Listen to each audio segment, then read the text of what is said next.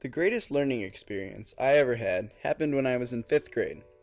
I remember it like it was yesterday, sitting in Mr. Barzow's class learning all kinds of fun and exciting things.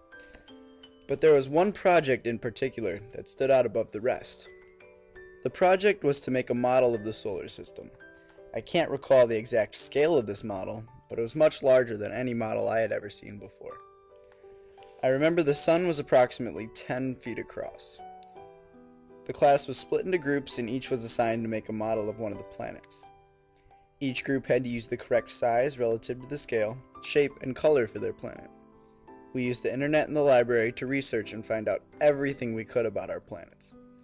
We then took this newfound knowledge to make our models. Our planets were made of an assortment of materials, from clay and paper mache to beach balls and sports equipment. I remember my group had Mercury, a ball of gray clay the size of a pea.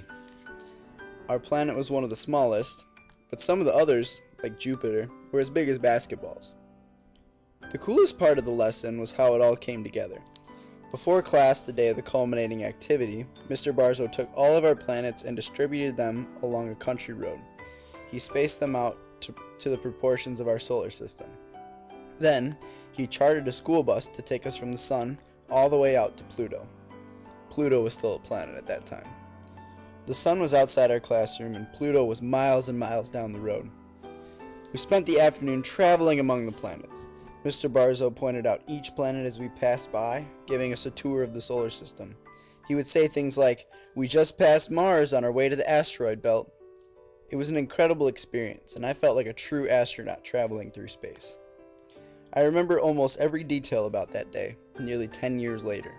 It was one of the most fun and eye-opening experiences I've ever had, and I know that I will never forget it, nor will I forget the man behind the greatest learning experience I've ever had.